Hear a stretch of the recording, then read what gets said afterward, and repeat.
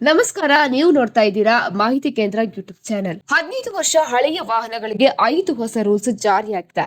ಕೇಂದ್ರ ಸರ್ಕಾರದ ವಾಹನ ಗುಜರಿ ನೀತಿಯ ಪ್ರಕಾರ ಕರ್ನಾಟಕದಲ್ಲಿ 15 ವರ್ಷ ಪೂರೈಸಿದ ಹಳೆಯ ವಾಹನಗಳಿಗೆ ಕೆಲವು ಹೊಸ ನಿಯಮಗಳು ಅನ್ವಯವಾಗ್ತವೆ. ಪರಿಸರ ಮಾಲಿನ್ಯ ಕಡಿಮೆ ಮಾಡಲು ಮತ್ತು ಹಳೆಯ ವಾಹನಗಳ ಅನಿಯಂತ್ರಿತ ಓಡಾಟವನ್ನು ತಡೆಗಟ್ಟಲು ಈ ನಿಯಮವನ್ನು ಜಾರಿಗೆ ಮಾಡಲಾಗಿದೆ. ಹಾಗಿದ್ರೆ ಯಾವುದು ಆ ನಿಯಮ ಅಂತ ತಿಳಿಯಲು ವಿಡಿಯೋವನ್ನ ಪೂರ್ತಿಯಾಗಿ ನೋಡಿ. ಅದೇ ರೀತಿ ಮಾಹಿತಿ ಇಷ್ಟ ಆದಲ್ಲಿ ವಿಡಿಯೋಗೊಂದು ಲೈಕ್ ಅನ್ನು ಕೂಡ ಕೊಡಿ. ಮೊದಲನೇದಾಗಿ ಫಿಟ್ನೆಸ್ ಟೆಸ್ಟ್ ಕಡ್ಡಾಯ.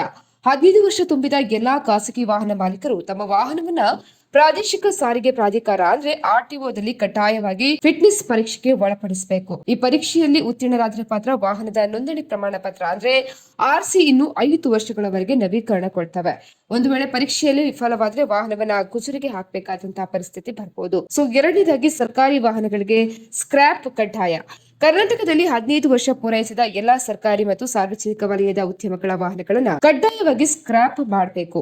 ಇವುಗಳನ್ನ ಮತ್ತೆ ರಸ್ತೆಗಳಲ್ಲಿ ಸಾರ್ವಜನಿಕವಾಗಿ ಬಳಕೆಗೆ ಓಡಿಸಲು ಅನುಮತಿ ಇರುವುದಿಲ್ಲ. ಮೂರನೇದಾಗಿ ಹಸಿರು ತೆರಿಗೆ ಗ್ರೀನ್ ಟ್ಯಾಕ್ಸ್ ಪಾವತಿ. 15 ವರ್ಷ ಮೀರಿದ ವಾಹನಗಳ ನೋಂದಣಿ ನವೀಕರಣದ ಜೊತೆಗೆ ವಾಹನ ಮಾಲೀಕರು ಪ್ರತಿ ವರ್ಷ ಹೆಚ್ಚುವರಿಯಾಗಿ ಹಸಿರು ತೆರಿಗೆ ಅಂದ್ರೆ ಗ್ರೀನ್ ಟ್ಯಾಕ್ಸ್ ಅನ್ನ ಪಾವತಿ ಮಾಡಬೇಕು. ಈ ಹೆಚ್ಚುವರಿ ಶುಲ್ಕವು ವಾಹನಗಳಿಂದ ಉಂಟಾಗುವ ಪರಿಸರ ಮಾಲಿನ್ಯವನ್ನ ನಿಯಂತ್ರಿಸುವ ಉದ್ದೇಶವನ್ನ ಹೊಂದಿದೆ.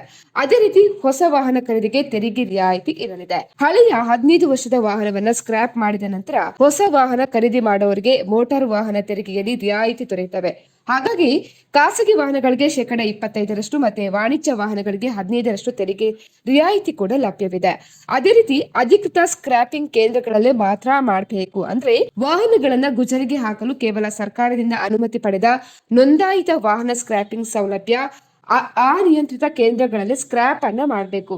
ಒಂದು ವೇಳೆ ಅನಧಿಕೃತ ಕಬ್ಬಿಣದ ಅಂಗಡಿಗಳಲ್ಲಿ ಸ್ಕ್ರಾಪ್ ಮಾಡಲು ಅನುಮತಿ ಮಾಡಿದ್ರೆ ಒಂದು ವೇಳೆ ಇದಕ್ಕೆ ಅನುಮತಿಯನ್ನ ಕೊಡುವುದಿಲ್ಲ. ಸ್ನೇಹಿತರೆ, ನಾವು ಮಾಡಿರುವಂತಹ ವಿಡಿಯೋ ನಿಮ್ಗೆ ಇಷ್ಟ ಆದಲ್ಲಿ ಕೂಡಲೇ ಮಾಹಿತಿ ಕೇಂದ್ರ ಯೂಟ್ಯೂಬ್ ಚಾನೆಲ್ ಅನ್ನ ಸಬ್ಸ್ಕ್ರೈಬ್ ಮಾಡ್ಕೊಳ್ಳಿ.